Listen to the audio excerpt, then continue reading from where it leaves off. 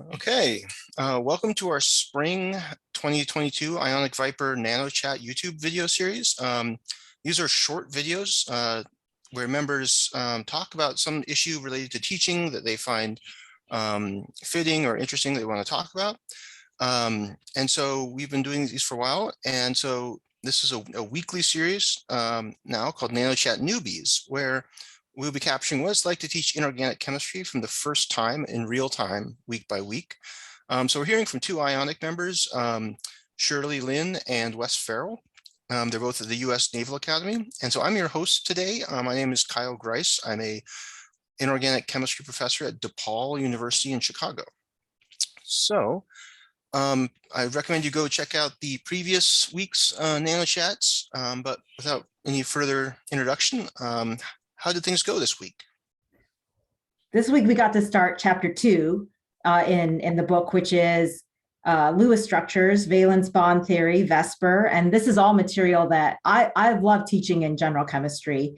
And what was so satisfying about this time was just there's more time given to it than we have in Gen Chem. And so really digging into sort of what are the pitfalls of these models and what does it mean? I think resonance remains a really challenging topic for our majors, even as seniors, right? Even when we do like our senior assessment, we see that they're confused about resonance. And just being able to talk about resonance again, and then to talk about no bond resonance, which I had never actually taught before, but I thought was really, really useful. And especially having taught organic chemistry so much in the past, whenever we said hyperconjugation, it didn't really feel that good to me, but being able to draw sort of some no bond resonance to show them what it looked like was really satisfying. Just really quickly, did you look at Ulrich Feckel's paper about that? Didn't he have, you're talking about like the iodide bonding, I2? Yeah, actually I didn't use Ulrich Feckel's paper, but I should look that up. I will look that up. But I gave an example of I3 minus where you can exactly draw. Yeah. So that's the example I used. Yeah. Yeah, and we introduced hybridization as well. We were talking about VSEPR, and I had an interesting experience. I knew that they were probably going to ask about this idea of hybridization with d orbitals, and it was interesting. I remember that I had heard that that wasn't really a valid theory, but I couldn't remember much about that. So rather than spending time digging into my own notes and textbooks and stuff like that to figure that out, I turned to the Viper Discord. That ended up being very helpful. So a lot of people had some thoughts on how to better explain the bonding of something like sulfur hexafluoride that didn't involve this idea of hybridization with d orbitals. Kyle actually chimed in with some calculations showing how much d orbitals actually contribute to the bonding in something like sulfur hexafluoride. And then someone shared with me a paper I hadn't seen before from 1986 from Weinhold, where he actually was one of the first people to propose, I believe it was one of the first people to propose, that this bonding model, this hybridization involving d orbitals, doesn't really make a whole lot of sense given the promotion energy you would need, and proposed, I think it was more of an ionic model of bonding. So I enjoyed those, sharing that with the students. So I showed them the paper. I didn't have them read it, it's a little long, I just highlighted certain areas and demonstrating how these types of theories grow over time, how people rebut one another, and also just demonstrating how some of our more basic theories fail. And that's all leading into molecular orbital theory at some point, which will, I think, answer a lot of questions, although it may confuse them a bit. Yeah, that SF6 stuff is always interesting because we, even in Gen Chem books, you'll see like, oh, it's, SF6, it's SP3D2. But this paper that Wes is referring to basically says no, and it's from I think it was from the 1980s actually, so it's not necessarily too old, and not but even back in the 80s we knew that was wrong, but we still have it in all of our textbooks. But yeah, so it's definitely, I think at an inorganic level you can now bring in these like, okay, well here's where things going to break down. Here's some of these models we've taught you, or that you maybe learned in high school or Gen Chem is not quite their whole story, right? Which can be a lot of fun, I think.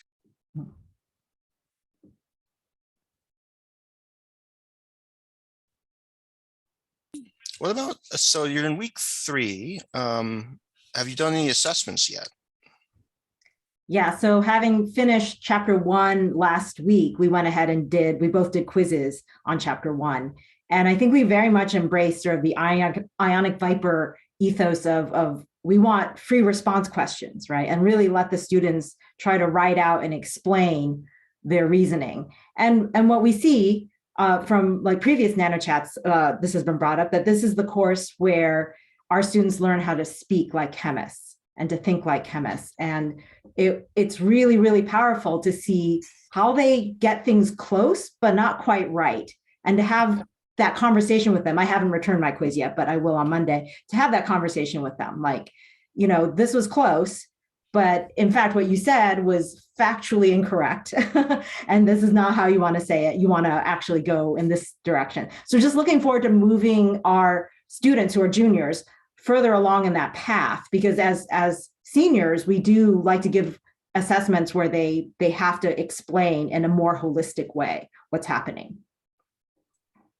Yeah, and I think these early assessments, right, especially, is a good idea because you can see some of these conceptions or misconceptions people are bringing and try to bring some of these to the forefront and say, okay, well, here's something that a lot of people were saying, but, you know, it's not quite, you know, the whole picture. And I think it's also good to have like an understanding, have them recognize that theories are useful, but they might not be, it's okay to use theories that might not be correct all the time, but just know when to use them as correct.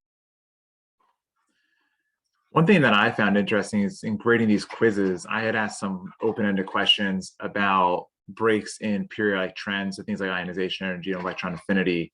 And I was trying to get them to recognize that the electron configuration plays a role. So do you have a full subshell or half full subshell, and what stability might come with that? And then also recognize the differences in the energies of the orbitals themselves. So the 2p orbitals are higher energy than the 2s orbitals, for instance. And what I found is that some of these students would answer the question with only one of those two concepts. So their thinking is a bit fragmented. It's like they have this linear process where it's like, okay, I observed this, so this is the reason. And what I'm hoping to do, and what I talked to them about today when I handed them back, is that they need to think about these things more holistically. We're not going to have something where it's just one simple answer. We have to look at the big picture of everything. And I think that was an important conversation to have because we're moving into molecular orbital theory imminently, and that's going to become an issue. We're not going to be able to just think about these things in these little bite-sized chunks. They're going to have to think about the entirety of the problem. So I hope that they took that to heart, and I'm certainly going to try to reinforce that. But on that note, Kyle, I know you're more experienced in this area than we are. Do you have any advice for two people starting molecular orbital theory in inorganic for the first time? Yeah, so MO theory, like usually, and I think your guys are doing similar, so we usually do diatomics first, in which in many cases students have seen in Gen Chem. Just depends on like what the Gen Chem is like.